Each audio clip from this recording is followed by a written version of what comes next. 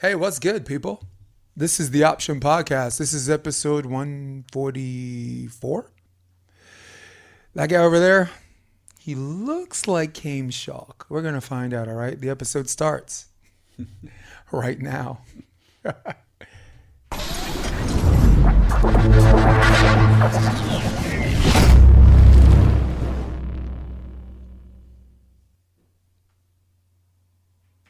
What up, people? You have asked, and you have asked. And for me, it's ask you and you shall receive. Because for me, I've got to give the people what they want. What up, Chaim? Best intro ever. In your man cave. That's Just right. love Look, it. My wife absolutely refuses to call it a command center, so she's not having it. So man cave She's it okay is. with man cave though. Man cave it is. Hey guys, welcome along with my man Chaim Schalk. I'm Jason DeBase. This is episode 144. I'm sure about that right now. The Option Podcast, and me and him, we're going to talk a little volleyball because that is all he has time for. Sometimes less is more when it comes to quality. So Let's get it. So all right, congratulations first of all. Thank you. That That was a fun weekend. It was fun seeing you out there. That was fantastic, dude. It was Let's Hermosa. Let's get a split screen. Boom. Dude, first of all, great competition. Mm-hmm. Second of all, great environment, right? So good. Wish there was a bigger stadium. Yeah. Look, I criticized them the first day because I'm like, I don't know what the hell the small set of bleachers or whatever, but where they did a fantastic job, and I'm just going to try to move you a split screen. Where I thought they did a fantastic job was they had a big old screen where if you're on the second floor of Hennessy's or the first floor of Hennessy's, so beach chairs, you could watch in that little surfer statue, you could watch all the way from the restaurant on the second floor. So I thought it was a good idea because when I remember Crab played Crab. It was the first time they came back, and they were turning away people. They had two sets of bleachers. They had the VIPs. They had the courtside seats, and everyone watched it on that big screen, and it was Hermosa magical. And so were you guys. Let me Just not quite as fun as crab versus crab, but yeah. I mean, people were pretty into crab sander too that game. But it's me and Theo. I mean, I'm the only one, dude. I'm your fan. You're into us though, so that's all we needed, dude. Guys, look, it's their one fan. Maybe, yeah. And we're not even like the villains. We're like the nice guys, so it's fine. Let's just put it this way. You know Theo can't win if he got a Canadian on his team. I mean, like Phil, Theo. Theo's using you. He needs people to cheer for him. So he's like, let me enlist a Canadian. Everybody loves Canadians, but they still find a way not working, yeah. No, we had a lot of supporters actually, but yeah, it was amazing. Environment was so cool. People were Hermosa, man. That was his second. First one with Second John Hermosa, Hyden. yeah. Right, Yeah. He won the first one with John Hyden. Yep. I think they beat Avatar and Miles Evans. I think that was the last one he played too. So in his mind, he repeated. Yeah. But then I was like, I'm pretty sure that even though there was no tournament in 2019, 2020, 2021, you can't repeat if it's like 3 years later, bro. So let's walk through the process a little bit, and I'll make this really easy for both of us. Let's start with the most obvious question. Let's talk about your partner, because I know you allow me to talk about you a little bit, but let's start with Theo. What's one or two things you thought he did well in that tournament that kind of, I guess, made the difference in a men's division where on any given like tour series, you guys are all evenly matched. Championships are not won by blowouts. They're won by 2-point victories, right? Yeah. Go back and look at your championship run all the way to the finals. Think about how many of those were decided by 2, and you're like, ooh, that could go another way. So give me one or two things you thought Theo did well in this particular tournament that made you guys winners. I would say, I mean, obviously everyone talks about how dynamic he is as a blocker. He takes over the net at times for sure. But I think that was great. But I think the number one thing that he did was, I think he was just so solid, like stable and mentally strong, and basically the mindset that we had was to, whatever happens in the match, nothing's going to faze us, and we're just going to continue to battle and continue to play the way we've been trying to train and trying to work. And if we keep on that, I think it'll end up turning our way in those tight matches. So the difference at that point, it doesn't come down to being better at one certain skill than the other team. Everyone's so good, right? So I think we were just able to be on a confidence level. We were just there towards the end, and nothing was really hitting us. Even when we kind of lost that second set in the final, we were in control the entire time there. I had a few really bad breaks. Theo's blocking balls off of Taylor's body parts, and they're bouncing over the net, and we're kind of laughing it off. We're not, instead of getting, some people would get frustrated, or at times I've gotten frustrated in those situations. Going into a third set, we were just like, whatever, doesn't matter. Just keep playing the way we've been doing. And did you feel snake bitten when it happened twice? Yeah, I mean, you just, for a second, you're just like, are you kidding me? Like, you see that once a season, but twice in the final. Yeah. So it was, but again, we were just like so good at just letting it go, like roll right off your back. It's just like, whatever. And we just did a good job of that. And that's part of the reason why we're maybe not the most fun team to watch, because we don't get super excited. We don't get super down either. So we're just kind of like steady. And that's to me what's going to get the job done for us more often than not. And it's, as we've been, going through our second year together, we're kind of proving that we're tough to knock off our game, I think. And if we can continue doing that, hopefully we can win some more. I'm a volleyball purist, so I'd like to say first, before we move on to whatever. I think you guys are absolutely fun to watch. I think your transition game is nasty. I think every time you get a dig, I'm at the edge of my seat because I know something really cool is going to happen. And I can only really say that about, forget the world scene. I'll just talk American scene, because the world scene I could go all day. I got Ahmed, I got Lupo, all those guys that make good things. Christian Sorum, that make good things happen. Schweiner, Peruzic, flying under the radar checks. Besides Taylor Crap. Yep. Taylor gets a dig, and it's in the air, and then everyone's like this. And you almost feel like everyone in the bleachers are standing up because they think something's gonna happen next. I feel the exact same way about you. So that's just the purist in me, that you don't do the staring across the net and all the South Bay mean mug or whatever. And I mean Taylor tried, right? Theo got a block on him, and Taylor looked at him, and Theo just goes, "Yeah, here you go." Shake my hand. Finally, you didn't self-cover. Yeah, no, I appreciate that. He's like, you got to give me one. Yeah, for sure. Like, finally. Well, I think Theo blocked him a few times in that final, and then he could have had a couple more, obviously, if there weren't those miraculously lucky plays. But yeah. But those are things where, think about the semifinals, right? Phil gets blocked on the option by Taylor Sander, and that's not only the turning point of the game, it saved the game. That was for match point, right? I heard that. Yeah. I didn't see it. It was either tied. It was either 20 up or 21 up. They'd already switched.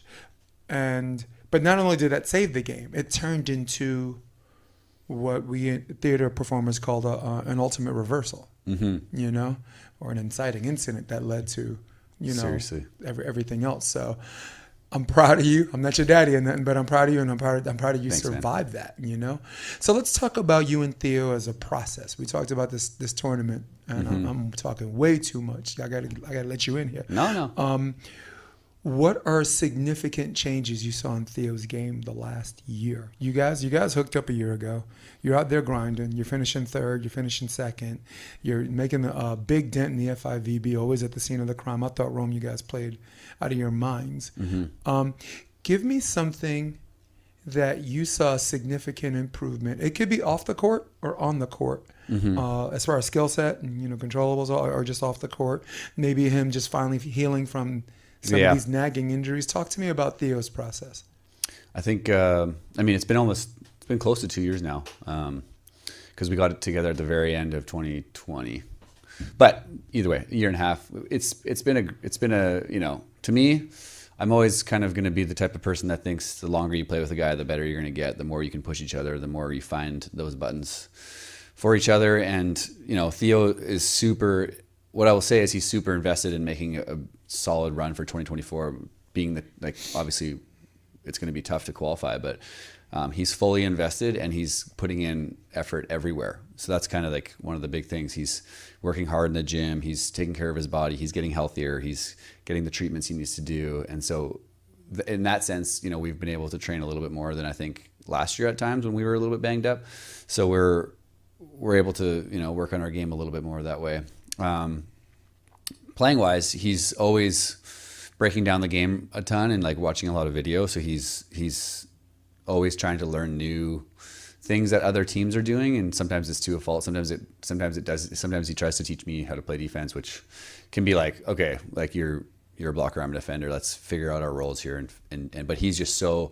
But what you realize about him is he's just so tactical and understands the game so well that he sees it at a different. He just sees the game at a different speed than a lot of people, and so he actually sees it at a different. Like he sees it like easier than I do. What's going to come next? You know, he's got that instinct, and I think that's kind of one of his biggest things that people probably don't realize, and you see it when he's blocking, but like he can understand what the opponents want to do next.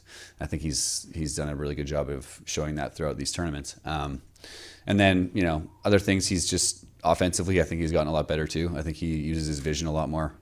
I think he used to swing a lot more than he does now, and we used to make fun of him for swinging JV angle too many times, but I mean, nowadays he's going up, taking looks, and making it just a nightmare for defenders. So if we're putting ourselves in a situation where teams want to serve me, then that's like, I think that's an ideal spot for our team. And side out wise, I think we've just taken that next step, and I know we have the tools to make it happen defensively too. So yeah, those are a few things, but he's fully committed. We're both committed, and we want to go medal in Paris, man. That's the goal.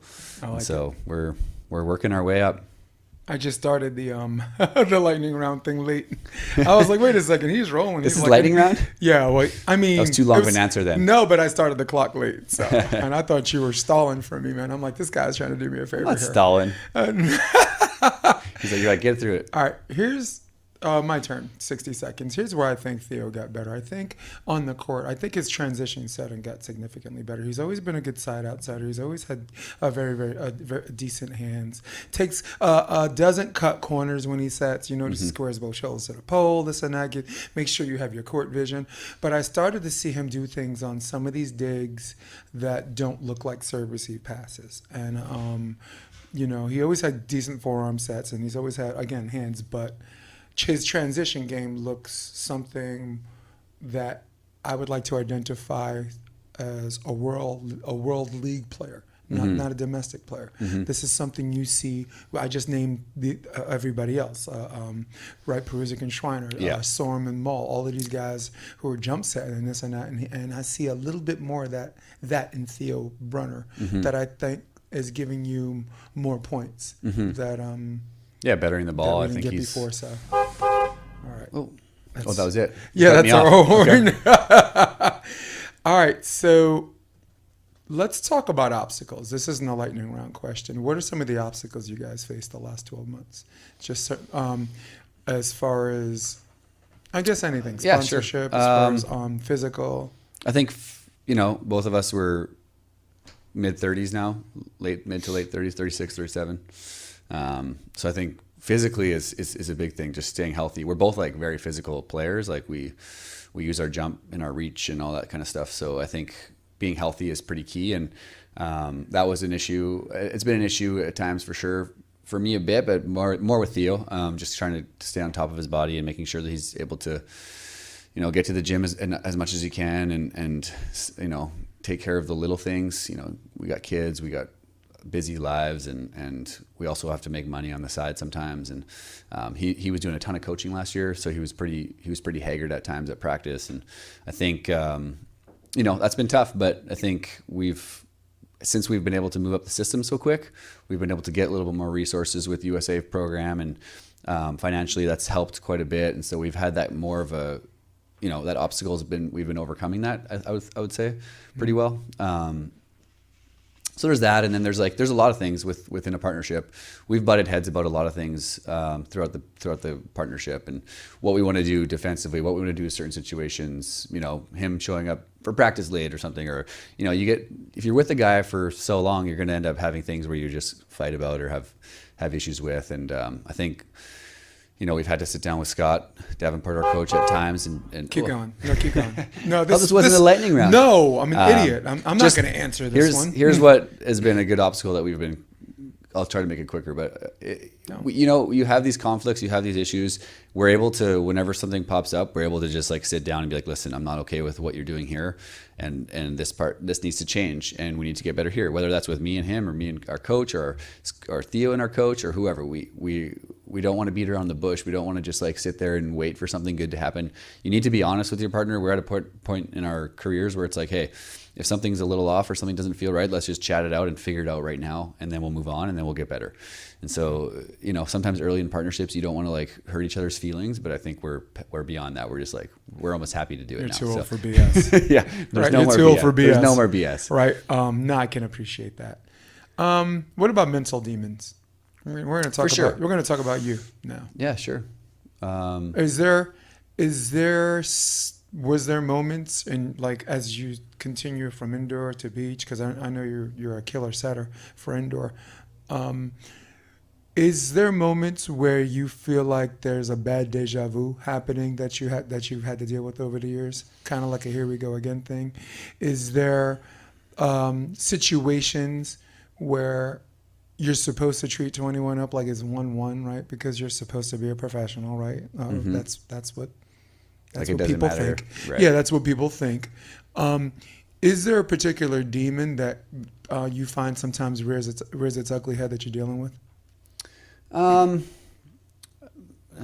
really like one in particular. Obviously, like, things pop in your mind. It's a tight match, or you lose that second set, and you think maybe something pops in your mind about this similar thing happened last year or something, or like I think in Atlanta Gold Series last year, we lost the second set after winning. I think we won the first, and we're up in the second, and somehow the finals, right? Yeah. Somehow Jason Casey won the second, and I know that I'll have like something like I guess you could call it a mental demon pop in my head. I had that at this tournament when that happened. I was like, oh, like we're playing super well. We're pretty much controlling this game, and somehow we lost the second set. Like that stuff is gonna pop. It does pop in my head for sure. But I think the difference now is that working with my sports psych, it's pretty valuable to just be aware that you've had these thoughts, or it's not a problem to have that thought as long as you're just like aware that it's there. It's like, well, it's okay. It's okay to have these thoughts, and we're humans. And so like, yeah, you want to win, and yeah, you don't want to lose, and you don't want to have a fear of losing, but like, as long as I'm able to identify that, like, this is a natural thing for me to have, and I can move along now. Because literally I had that thought for like a split second after the second set, but then right after that I was like, I honestly don't even care that they won the second set. And then I looked at Theo and I was like, I could give two shits about them somehow winning that set.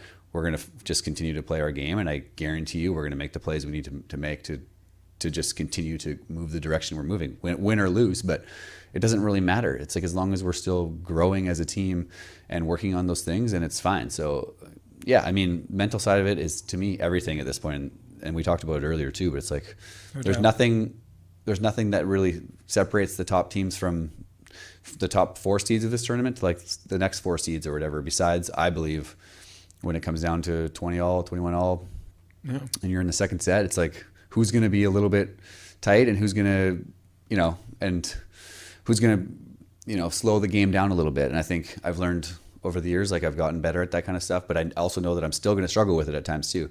There's no one who doesn't, I believe. I mean, Phil, maybe when he's not caring about going to these tournaments, he's just dominating. He's a freak though. Yeah, he's just chilling.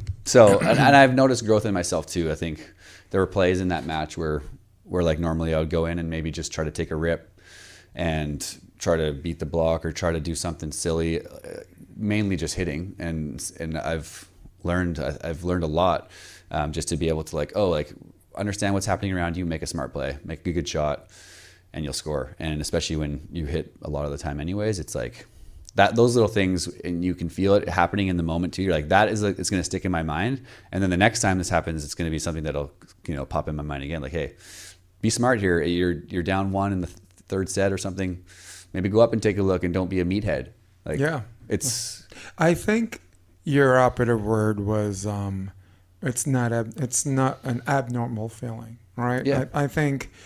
I mean, me speaking personally and professionally, I felt like if I coached juniors sooner, I would have gotten years back on my life as a player, because I was one of those players that had that kind of hang up. But but listen to like Chael Sonnen from the UFC. Okay. Basically say the same thing you say. The two important things that I got out of your diatribe of your self diatribe was, one, the other team's feeling it too, right? And two, it's natural. And I guess guys like Scott Davenport or you as partners or whatever, you just say, hey, next play. Or you could like negative talk creep up in your head and this and that. So, but Chael, his hook was, this is what got me hooked. He said, they say that losing's not an option. I think that's absolutely ridiculous. Right. Losing is an option. Losing is the most readily available option. All the time. Seriously. Hot 97 Ron ready. Yeah. Always there when you need me, Came.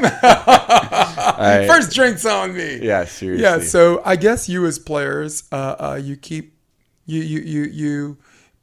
treat it like it's not an abnormal feeling. And we as men, more so than women, right? We don't want to admit it because we think it's like a sign of weakness or whatever, unless you're just mature. Right. Mentally mature. I think you and Theo are. I call you guys too old for bullshit. That's what I call you guys. We're too old for bullshit. Yeah. And we just went over that. Yeah, just like answer the question. Too over this shit. So, Mel Gibson, Danny Glover. Yeah. Here's your new lethal weapon, guys. Let's go. Which one? Oh, he's Murtaugh. You got to be Riggs. Sure. You got to be Riggs. So, all right. So now we're going to go lightning round question. Round question number 2. What is your favorite Chaim Schalk moment? If you need a minute, I can go first. Should I go first? All right. Ladies and gentlemen, my favorite Chaim Schalk moment. There's so many. I remember you and Jeremy Casebeer winning your first AVP. I remember you doing some huge damage in Rome. Not to mention you being a hitman for hire the last 2 years, right? Playing with Baumgren, playing with this dude. And usually the hitmen for hire are the blockers. You're the only defender I know that was like a hitman for hire. But since I pontificated enough, I'm going to use my last 30 seconds to give you my Chaim Schalk moment. Huntington Beach, 2017, in a qualifier match. I'm going to say that again. Look, where's my camera? A qualifier match.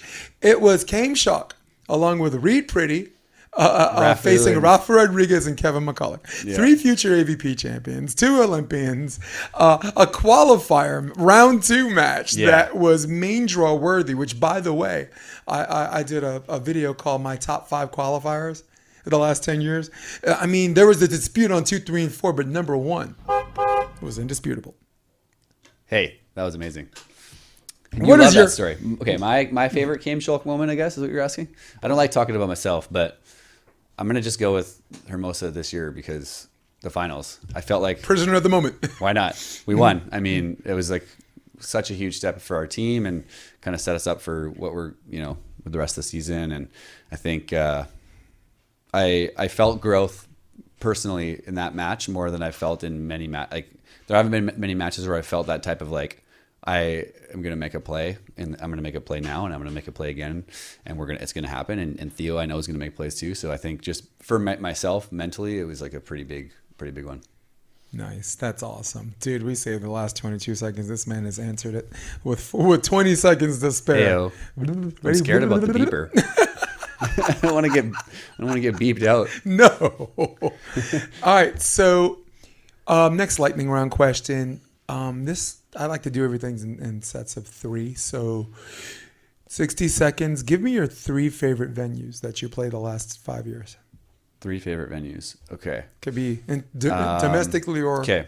3 favorite. One of them has to be Stad. It's super sad that we missed it this year, but winning Hermosa was better than going to Stad, unless we would have won that maybe, but whatever. So Stad's on there. We all know why. Most beautiful place. Everyone loves it. Chicago would be one of my favorites. Incredible. Just the fans there, the backdrop, playing there it's so fun playing there. I just always, for whatever reason, it's just like the most fun place to play for me. And then for a third one, I would say when we went to Hawaii, AVP was like, I mean, it could have been a better environment with the fans, but I think if it kept going back there, it would be incredible. But I just love this. I just love Hawaii so much. My And brother lives there, and just spending time there is one of my favorite things to do. And it's just, a great place to be. So those are 3 quick ones. There's a lot. I mean, that was when Theo made the finals from we the don't want to talk about qualifier, that. right? Yeah. Jeez. That was the freeze. Tell me why. That was the worst freeze ever for him. Tell us why. Come on. Tell us why. It's because they changed the rule because of that, probably for Theo. like Theo, we're never going to win if we have a freeze. All right. My favorite 3 venues, and I already had this conversation with someone before, but just like my underwear, my mind is ever changing. All right. Let's go New York City. They're not there this year, but I really, really like the immigration population, the Russians from Brighton Beach, the Dominicans from Uptown, the Koreans from Flushing, the Chinese from Chinatown, the West Indians from Flatbush Avenue playing for all of their Caribbean national teams. All of them come through on Saturday and Sunday. Maybe not Friday because New York, people got to work, so New York is one of mine. As much as the Manhattan Beach is the granddaddy of them all, I really, really like Hermosa Beach. I really like just rolling off my couch. I trip, I fall, I'm there. And even if I'm not on center court or whether I'm coaching, because some of the venues I'm coaching some guys. I punched my ticket a couple of times into the draw with some people, which I'm proud of. Love it. I mean, we can name them later, but my third one is Coconut Beach. I got to call that last year in 2021, where Evan Corey and Logan Weber beat Rafa Rodriguez and Pierre Marcinic. I had the privilege of calling center court for their cable channel, and I've never been there. There's night lights. There's like Christmas lights, these white lights. There's a restaurant on the beach. Humid day means party atmosphere at night, right? Because you're not out here. It's kind of it's brick at night, right? You're like, I'm gonna be on my roof on the laptop. No, you're not. No, you're just not. So to add to that, though, I will also say any venue where you're playing night matches is like amazing. It's so the atmosphere. It's so good for the sport just too, like, isn't it? Amazing. People are just into it. It's just like the lights make a different vibe. I just think it's amazing. But it's also good for the sport, right? I mean, look, California's an early culture, but come on, man. I grew up with some night owls, man. We can get some of these night matches out there. Hawaii. I think Atlanta will have it, but like I think they should. It would be cool to having like a finals at like 9-10 p.m. with everyone just like rammed in the stadium would be is one of the coolest things. And I've done it in different places, but like. Yeah. Anyways, it's almost like a baseball environment. Yeah, it's just it's dark. There's lights out. Yeah, people doing the wave, and there's almost a soccer meets baseball. Environment for these night games. Atlanta is a very very good one. Like Saturday night in Atlanta. If you remember that last year, Saturday night in Atlanta looked like a party. I wasn't there, but there were some fun night matches there. All right, so 1 minute. Give me a new team out there. Which in New York we refer to as a problem. Like they're so good and they're so nasty. So for each gender, you can go domestic or whatever, but you got to give me one per gender. That's the rule. All right. Well, ready? You go first. Go. Sure. For the women, it's Cloth and Nuts. I mean, are they new still? I guess they're 2 years old, but keep going. They are ridiculous and. Did it their own way too. Like they could have picked up partners to pick up points in the World Tour, but like they're like, oh, we'll just get into one, and they snuck into one, and then they won it, and then they're just like, okay, like whatever. They honestly like are the epitome. They just seem like they don't care. They're just like, whatever, we're gonna be fine. We're gonna be fine, guys. Don't worry. So and everyone's telling them what to do, and they're just like, no, it doesn't matter. They are make their own rules. They're good people, and it's pretty impressive. For the men. I would go with Phil and Casey as a new team. Like that's just annoying to me, but they're so good. They're a problem. They're just a problem. Yeah, you don't want to run into them. You don't want to run into Phil with anyone. But then all of a sudden, what's Phil doing this year? Oh, he's playing with John Sutton. Who knows? Da, da, da. And then him and Casey are now just playing together, and it's like that's a tough team to deal with, and a big team and a side out team, and it's like, that's a problem. Well, kudos to you for not allowing that nonsense to happen. Dude rolls off the couch. I was on a previous podcast. Look, I interview players, so before we go on, I tell the players, you do Phil's GOAT status because you still gotta play these people. But I gave myself permission to be like, shame on y'all. Dude, I'm gonna just play some back row defense and win. Just like I was happy for him because he is, as far as my favorite American GOATs. Yeah. My 3 are Randy. Yeah. Karch and Phil. Yeah. My favorite team. I mean, the GOAT team, I think, is Karch and Steffes, but Yeah. But 1, 2, 3, Randy, Karch, and Phil. Yeah. You know, he's GOAT. And really imagine if they had like 24 stops instead of like 8. I mean, as far as tournament wins, he would be everyone out of the water, dude. It wouldn't even be close. Yeah, nah. So, all right. So here's my male and female team that I think are a problem. Now, I don't know. This is supposed to be kind of a debate, but you just like Eminem from 8 Mile. You took everything I was about to say with Kristen Nuss and Sarah Cloth. Yeah. Look, I'm a prisoner of the moment. I love them. They're warm, they're personable, they're classy, and they decided to tell everybody to go kick rocks as far as rules are concerned. So much, in fact, the lieutenant governor said, "You are now sponsored by the state of Louisiana." I mean, like that? They are sponsored by the state of Louisiana. The lieutenant governor what does that mean? That means that their trips are. Look, one less thing to worry about, and it's the reason for them to stay. You got a good coach. You got first class facilities. Visit California 6 times a year and be a Louisiana product. So I got to go with them. But for my women's team, I got to go with Betsy and Kelly Chang. Betsy Flint. There's very few killers left in this game. Misty May was one of them. That gives you an idea of what I'm talking about. But the other 2 killers are Betsy Flint and Kristen Nuss. Those girls that are like, I'm going to F you up if you serve me. Yeah. You know, there's not too many kills in this game. And for the men, new team, got to go Taylor and Taylor because they don't have a downside. I only see upsides with them. I only see... They've already made a couple finals. Yeah, I mean, 2 to be exact. I mean, well, not to be exact, but 2 that I remember. But the men were very easy for me because there's no downside. Yeah. You know, new teams. Yeah. You know, my favorite team is y'all. Oh, and Trevor you're and just Try. saying that. Trevor and Try. It's tough for me to play them at 7. Yeah. Again, as a purist, I'm more of a fan of the sport than particular players. Yeah. But my men were Trevor, Theo, and Baranek. And my women were Nuss, Cloth, and Chrissy Jones. Nice. Those are the ones where I'm like, you know, move out, you move out my way. I'm standing in front. I'm standing in front of you. Go, you know, bugger off. Yeah. So those are the ones where I'm like, Love it. those are the ones I want to watch. But, he enlisted a Canadian, so he only wins, right? So, all right, you and Jeremy Casebeer, you won Seattle 3 years ago. This is not a lightning round question, but walk me through those final moments on match point and then how you felt after a match. All right, so you're at match point right now, and I might put a video up on the edit later. Like an actual video, so you can. So the floor is yours. I think it went deep in the second, or it was 2-0, but it was like side out, side out, side out, side out, and just like waiting to make a play and waiting to take over the match. So I think. Oh, no, sorry, it was in the freeze. So we were up a couple points. We were just up a couple points, but it was just kept going in the freeze back and forth. And that the freeze at that time was just like, man, let's get this done. Like, we're up 3 or 4 points. Like, let's just finish this thing. But yeah, I think in that moment, it was just trying, I think just like working with Jeremy to figure out a way to score 1 more point in this match to win this thing.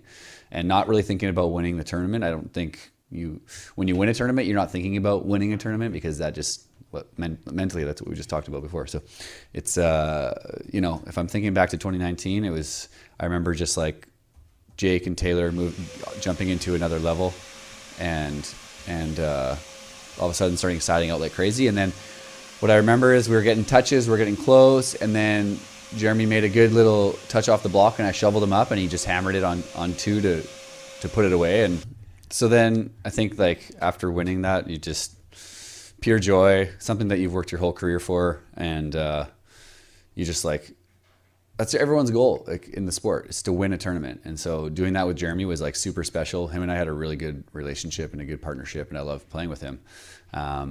It was one of the happiest volleyball moments of my life for sure. Dude, it was. I'm trying to find match point, and I think I found it. No, he goes into the net. So, yeah, we're definitely going to actually make sure we have this. It was against Jake and Taylor, right? Yeah. All right, cool. So I like more fiery than I did with Theo. So let's look on the screen right here. It's Check it out. Here, right here. Yeah, we can look over here. Oh. Boom. There's the dig. There's Jeremy on 2 or down 3, touch block. And there's the moment. And it was a really cool environment. I had a whole bunch of fans from Vancouver come over. Yeah, and Seattle's a nice venue Seattle too, is right? one of my favorites too. Yeah, I wish that was still on the calendar. We got to get that back. Yeah, we definitely got to get that. Yeah, back. That was an amazing moment for sure. How much lifting do you do in the off season? 4 times a week, a lot of like mobility, a lot of strength, a lot of Olympic stuff. You know, you learn your body a little bit more every year. And I think sometimes a little bit less is more in terms of like how much stronger I think I need to get or how much faster I think I need to get. I don't really need to get much more physical. I need to be really smart about being healthy and maintain my body and stay in a certain weight range, and then be mobile enough to be able to, you know, do this for a long time. So start getting more and more on the John Hyden plan every year. Yeah, John Hyden is. I visited him in Nashville, man. He's still killing it. Yeah, dude. Shredded. I just think still so good at siding out. Yeah, look, he got out of indoor at the right time. Yeah, like people don't know John Hyden was an Olympian in Atlanta, outside. Was hitter. he a starting outside hitter, or was he? He was on the end of the bench, but against Bulgaria. Yeah. With nothing to lose, he's like, put me in, coach. They went 5 sets, and he was just. That's amazing. I mean, they lost, but it wasn't because of him. He was just teeing off. Big smile. Put some video of that up. Huh? I want to see some video of that. Cool. Brian McDermott says, great playing this weekend. Came. Thanks, man. Love what you're doing out there. Brian, he's from Progression Beach. Nice. In Chicago. It's an indoor beach facility. Cool. Derek Zimmerman. There's a long time in and out AVP guy. Service, pressure, and blocking. That's what we were talking about before. Hey, Jay, tell Came Andrew from TO says, what's up? What's up, man? Dude. I remember Andrew. Good people. Handsome dude. Lefty. Yeah. It's a lefty if you remember that guy. Yeah. So, final lightning round question. I like to talk about controllables. Mm-hmm. So, you're going to give me 3 things that you always control that the other team can't take away off the court. And I'm going to go on court. All right, 3 things that. 3 things that I can control 3 things myself. Three things the other team can't make you not do. They can't stop me from doing. Yeah, for example, like on the court, serve, right, is 100% controllable. So those are more technical things, but I'm talking about off the court, like as far as preparation. Okay. So give me 3 things. Probably won't even take a whole minute. Go 3 things that I can control that other people cannot control. Yeah. Off the court. My diet. Do you eat like a Canadian? What does that what does that mean? Pretty sure that means do you eat like an American? They're not a lot different. Yeah, I would say my diet. I would say my work, my gym, the gym, like taking care of my body, and then I think overall as a whole is just like how much time you're putting in, like your work ethic, and like everything. It kind of is under an umbrella of like. You know, if you're mental training, if you're physically training, if you're taking care of your body, all of this stuff to me is very similar, but I think nobody else can touch what I'm doing there.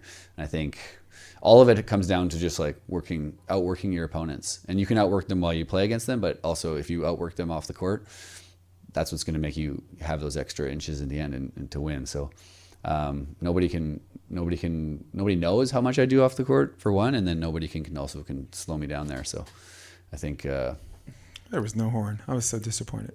No horn there? No. Well, I turned down the sound to find your finals video, and then the vacuum came on, and I mean, a little adversity, no big deal. It's gonna be a good pod. Wouldn't be the first time, right? Yeah. For both of us who are probably combined 85 years old. Well, I'm 52 this month. Okay, 36. So. Yep. 80 something. You don't look it. We can go play the dyno. Yeah, definitely. I'll just stand at the net, and when it goes over, I'll be like, "Come on, Cam, come on, you got it." Perfect. No, I was a killer player, but I just played. You look like you're about 35, so. Yeah, I know. I look like an ugly 35. I don't even look like I'm 52. You definitely don't. So here are my 3 controllables on the court. 1, let's talk about serve, right? At all levels, 100% serve. No one can slap it out of your hand. No one can make you miss. This includes the windy conditions because they're serving under the same conditions as you. 2, in-system setting, all right? This is more of a junior's answer. That's why you handle the complicated. I'm handling the other, right? So on the junior scene, right, if someone gives you a perfect pass, the other team can't make you set poorly, right? Yeah. Only you can make yourself set poorly. So that's an on-court controllable. 3, I would say taking care of the little things like down ball, free ball, right? Like the game looks more beautiful. You just put both arms out and do this instead of just one arm and or hot dog and all that stuff. And those are things, you know, that some people think are cute or whatever, but they're bad. They're habitually bad. And they think it's good for the sport and it entertains people. But honestly, I have an old friend tell me the game looks more beautiful when you just put your platform out there, when you don't cut corners, because now people walking by, they're like, this is interesting, this volleyball thing. Let me look longer. And now You know, we got all because of Contol-ables. For sure. I love those. Yeah. So, and indoor, right? Like starting position, right? Identifying the set, if the set is front row, back row. This is, you know, I coach at all levels, but because I'm coaching 13s, my junior's hat is literally on my head right now. So, fair. All right, we're winding down because I know you got somewhere to go. Maybe we could do this in 1 minute together. Wait, I like this one. What old school rule would you want back? Ooh, that's a tough one. Which one would I like back? I don't like the dribble aces, but it's pretty hard to take that out, to be honest, in my opinion. So that's one thing that I would think. But I think it would be fun. What I'll say is I think it would be super fun to try playing big court. I don't know how I would do, but I think I'm a ball control player and I move fairly well. So I think it would be super fun to try to battle people on a big court with like the longer scoring system would be insane. But I understand why all the rules have changed, but I think that would be one.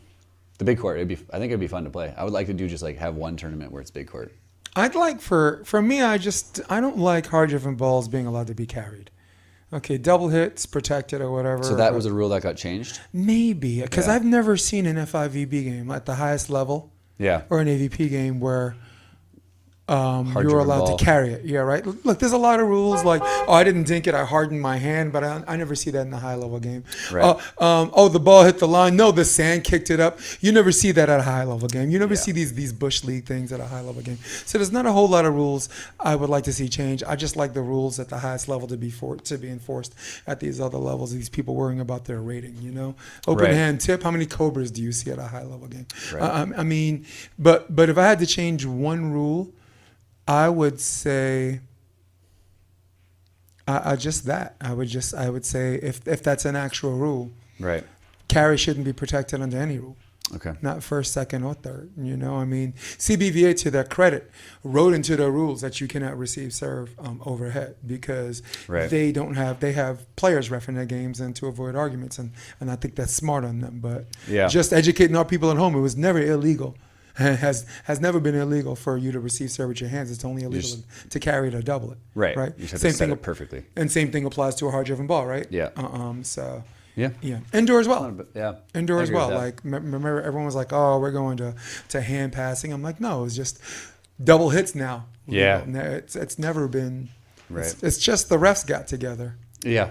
Just became renegades and we got to make up something to get them to stop doing it. Seriously. You know, kid wants to take a picture of you. Chaim Schalk. I want to take a picture of Chaim Schalk. A kid? While they're taking a picture with you, this kid's like, I'm 17 years old. I want to play beach. Any tips? Work your ass off. I mean, find a good coach for one. Like find people that you know. My man. Find people that you know will be in your corner and can help you get there. In terms of like actual movement and technical stuff, it would be like I'd want to work with them to see what to start on. But I think the number one thing to start with is footwork, like figuring out what you need to do with your feet in order for passing, setting, serving, get that dialed in, those small little movements so that you're able to just like, you know, starting in the right path, the rest kind of follows. So, but yeah, number one thing, surround yourself with great people, find a good coach, give Jason a call. Yeah, dude, I do it at all levels, man. Love it. I asked the person next to me, what does he do for a living? Because he asked, I was sitting with Randy this weekend. Okay. We were calling basically Court 2. Nice. There was no live stream, so Randy had this idea. I saw a little bit. Yeah, that was awesome. Going in my varsity sports, and me and you just go back and forth. Yeah. Just talk nonsense. We did it with Qatar versus USA. Yeah. And then someone next to me was like, who is he to talk about these players or criticize these players and this and that? And I heard him. And off camera, I said, what do you do for a living, right? I'm an attorney. A big law firm and this and that. And I'm like, this person next to me, what do you think she does for a living? And he's like, I have no idea. And I'm like, that's my wife. She's in finance, okay? Yeah. And I said, ask me what I do for a living. Yeah. You ever see the movie 300? Spartans, what do we do for a living? Ahoo. Looks like I brought more soldiers than you did. Yeah. So that entitles me the right for sure to criticize volleyball people with volleyball. Yes. Did I say something about Kane's mom? No, I'm gonna get decked, right? Exactly. No, right? Those are them. Now, them fighting words. We ain't talking about mothers, right? Right. So I know you have a full stop somewhere, but we have 60 seconds lightning round questions. Sure. I've got 5 to 10 minutes till I for sure have to leave. That's all we need. We gotta because we're doing lightning round. All it is in 60 seconds. Okay. All of them together combined? Yeah. Okay. Yeah. So I have to be like a really smart to understand all the questions. Did you see his eyes get bigger? He went. What was the question again? Lightning round. It's like that'll take 60 seconds. The same Family Feud, okay? You ain't got to bang nothing to get the number one answer. All right? Okay. Yeah. Oh, I definitely play the hell out. I just want to meet Steve Harvey, dude. Yeah. All right. So lightning round questions. Best conditioned partner you ever played with? Best conditioned? Yeah. What do you mean? In the best shape. Oh, best shape? Let's go Jeremy. I mean, look how shredded he is. It's John Mayer's pick too, by the way. Yeah. The most angry player you've ever played with? Jeremy. For sure. Freeze or no freeze? Freeze. I still like it. All right, there you go. Pool or beach? Beach. Yeah. Last good book you read? What's it called? I read a book called... let's just cut that one out. I forget All right, that. we'll go back at that. Lord of the Rings or Harry Potter? Harry Potter. Lord of the Rings.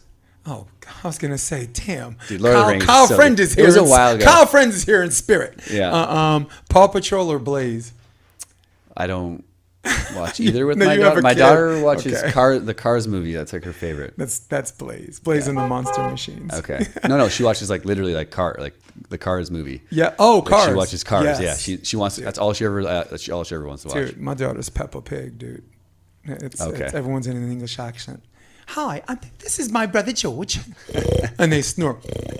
So last good book you read, we're gonna just skip that. Yeah, I'm not a huge reader, but I did read one recently. I just forget the name of it. But I read like sports psych books, and I try to. Yeah, I'm just not a huge reader. I'll recommend one that I recommended the Taryn Cloth and Kristen Nuss. It's called Unbroken.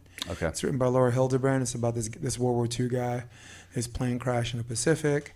Survived like I think 3 months, and then finally landed on an island. The island was Japanese, so he was out of the frying pan into the fire. Cool. And just this man's resilience and to, I mean, every reason in the world to check out and just never quit. Cool. And probably lived to close to 100 years old. He was a USC track and field guy. I think he was one of the first or second guy to break like the 4-minute mile or something like that. Wow.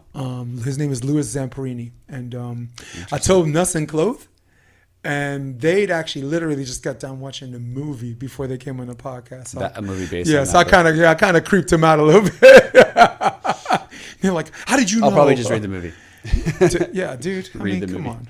I don't want to read. You want to read? Who the hell reads? Nobody reads anymore. Get out of here with that. This reading stuff. So we are about to go, but is there a particular website or an IG handle?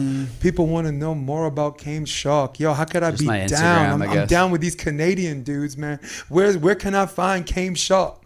I'm going to be in Vancouver tomorrow with Troy Field playing the Vancouver Open, so they can find me there in Vancouver. That'll be super fun, actually. Oh my It's an God. open tournament. It'll be Yeah, sweet. dude. 10 grand for first. What? There'll be some good teams there, but my Instagram is Chamer, Chaimer. What about the website? I saw your website. I have chaimschalk.com that has not been being updated very regularly, so Yeah. probably need to get on that too. Well, you won Hermosa, so now it's time to Probably should add something to that. Who do you do it yourself? No, I have a buddy that does it for me. I can't do the back end stuff. Yeah. I'm not. Tell your buddy to enough. give me a call, because right now what I got going on my website, It's legit. yeah, I want to improve it. I'm just Nice. looking for suggestions.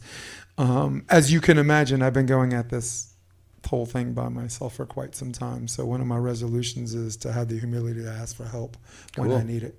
I'm doing a documentary. I'm supposed to submit it by October. It's called Club Coach. Nice. That's where I disappeared the last few Crazy. days. I went 10 different cities. Nice. Austin, Lubbock, New Orleans, Chicago, Denver for the AVP, Vegas, Omaha, Wisco, Kerry Shoe, so I'll carry out there. Cool. Yeah, Salt Lake, and then back home. That'll be awesome. So, but I'm gonna need help with the production. If I do this myself, it's gonna be okay. And Yeah. I spend too much time for ask this for to help. be okay. Yeah. Yeah. All right, guys. So Theo, so Chaim might love you guys, but me, I don't love you guys. In fact, I can't stand you. In fact, I'm out of here. All right. So for all of you at home, for all of you on your Droid, if that still exists, or your iPhone or iPad, for all of you on your desktop, who runs the world? Old school. For my man, Chaim Schalk, Canadian's own. I'm Jason DeBeas. This is episode 144 of the Option Podcast. I'm gonna hit my music and we're out. Come check out the Option Podcast on OptionVB.com. It's also available on iTunes and Spotify and on YouTube under the NY Varsity Sports handle. You're going to love what you hear.